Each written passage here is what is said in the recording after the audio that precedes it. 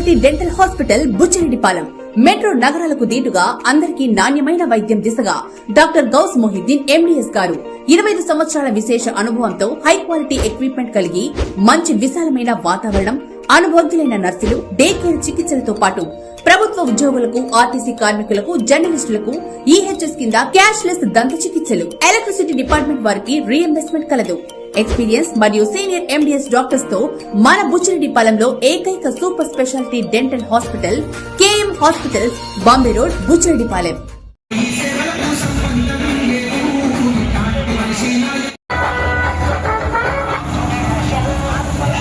అందరికీ నమస్కారం.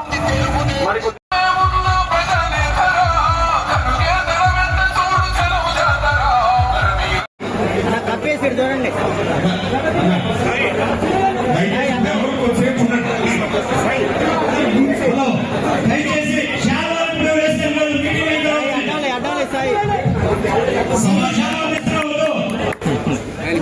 సభా కార్యక్రమం ప్రారంభమవుతుంది. ధన్యవాదాలు. ఈరోజు మొదటిసారి నేను ఇటువంటి మహానాడు, మినీ మహానాడు ఇటువంటి కార్యక్రమానికి రావు. ఈ కార్యక్రమాన్ని ఇప్పుడే మన జిల్లా అధ్యక్షుడు అబ్దుల్ అజీజ్ గారు మాట్లాడిన మాటలు వింటే క్రమశిక్షణ మాటలు ఇక్కడే కాదు, నేను పార్టీలో మన ముఖ్యమంత్రులు ఢిల్లీకి ఖచ్చితంగా నెలకి 2 సార్లు వస్తారు, ఖచ్చితంగా 2 సార్లు వస్తారు. క్రమశిక్షణ ఈ పార్టీలో ఉండేది నేను అక్కడ గమనిస్తున్నాను. పాత గవర్నమెంట్ లో కూడా నాకు ఆ పాత ముఖ్యమంత్రి కూడా ముఖ్యంగా ఉండేది. అప్పుడు గమనించిన ఈరోజు ఈ పార్టీకి దేవుడు దయ వల్ల ఈ పార్టీ మారడం, నేను గెలవడం, అది దేవుడు దయ అంతే, అట్లా జరిగింది. ఈరోజు క్రమశిక్షణ అనే పదానికి నేను చూస్తున్న ఢిల్లీలో ఒక్క క్షణం ఖాళీగా ఉన్నాడు ముఖ్యమంత్రి. రాత్రి రాని, మా పొద్దున రాని, రాత్రి 9-8 గంటలకు వచ్చాడంటే ఎంపీలు ఉండారా, ఎవరు ఉండారు ఇక్కడ? అది కూడా అందరు ఉండారా? ప్రతి ఒక్కరు ఎందుకు రాలేదు, వీళ్ళు ఎందుకు రాలేదు, వాళ్ళు ఎందుకు రాలేదు అనే మాట్లాడు. ఉన్నోళ్ళు అందరినీ పిలుస్తాడు.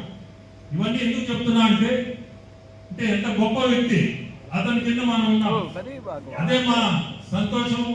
నాకు ఆర్టీసీ కూడా పర్మిట్ చేస్తుంది. ఎంత కష్టమైనా చేయాలి పార్టీలో వచ్చి ప్రతి ఒక్కరిని భోజనం చేశారా అడుగుతాడు. ముందు భోజనం చేయలేదు, అందరు రాండి, అందరితో కూర్చొని భోజనం చేస్తాడు. మనం అసలు ఇటువంటిది మనం నమ్మం. ఒక ముఖ్యమంత్రి 8 గంటలకు రాని, 9 గంటలకు రాని భోజనం చేశారా? ఎవరన్నా తినేసి ఉంటే కూడా ఎప్పుడు కూడా ఇది కాదు, ఎవరు భోజనం చేయలేదు వాడు రాండి అంటారు. పొద్దున్నే దాదాపు ఢిల్లీ వచ్చాడంటే 5-6 మంత్రుల్ని కలవందే వెనక్కి రాడు. అక్కడ కూడా ఎంత గౌరవం అంటే చాలా మంది మేము వస్తాం సార్ మీరు రావద్దు అంటారు. ఎవరైనా 3-4 తప్పక. ఆయన కోసం వచ్చి ఇంటికి వచ్చి ఇక్కడ ఇంకొకటి గొప్ప వ్యక్తి గురించి చెప్పాలని అందరికి తెలియదు కాబట్టి ఏ మంత్రి వచ్చినా మీరందరూ కూడా కూర్చోండి నాతోటే అంటారు.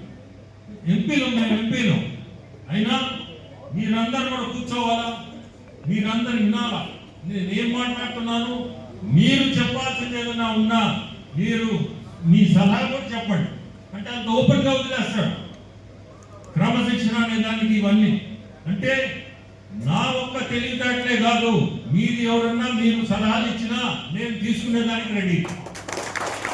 ఇవన్నీ అసలు మనం చూడం. నేనైతే అసలు నాకు ఆశ్చర్యం. ఫస్ట్ 2 నెలలు ఈయన ముఖ్యమంత్రినా ఏంటబ్బా ఇది, మనల్ని అందరినీ పిలిచి భోజనం అంటాడు, ఆయన భోజనం చేయడు, అందరు కూర్చోవాలా, కూర్చొని అందరం కలిసి చేస్తామంటాడు. రెండోది ఏంటంటే ప్రతి ఒక్కరిని కూడా మీకేమన్నా వేరే ఏదైనా పని ఉన్నా ఖచ్చితంగా అక్కడనే పిలిచి మాట్లాడాలి, పర్సనల్ గా మాట్లాడి రాండి, ఈ సమస్య ఏమన్నా నేను చెప్పండి. ఎంపీలకి ఆయన ఇచ్చే టైము ఢిల్లీకి వచ్చి ఆశ్చర్యం నాకు. అంటే క్రమశిక్షణే ఈ పార్టీలు అంతా, అది చాలా పద్ధతిగా కూడా ఏ మినిస్టర్ దగ్గరికి పోయినా తీసుకుపోవడం అనేది సహజంగా మనం చూడం. ఇతను ఆ అవకాశం కూడా ఇచ్చి మీదేమన్నా ఉంటే చెప్పండి అంటాడు. అది ఇంకా ఆశ్చర్యం నాకు. ఒక ముఖ్యమంత్రి 100 మంది మినిస్టర్ల దగ్గర నేను గమనించాను. ఈ మధ్య లాస్ట్ వచ్చినప్పుడు జల్ జీవన్ మిషన్ కింద లాస్ట్ గవర్నమెంట్ లో 27,000 కోట్లు ఇస్తే 2,500 కోట్లు వాడారు. జల్ జీవన్ మిషన్ మినిస్టర్ దగ్గర పోయాం, సిఆర్ పాటిల్ దగ్గర. ఆయన దగ్గర పోయిన తర్వాత మమ్మల్ని కూడా తీసుకున్నాడు.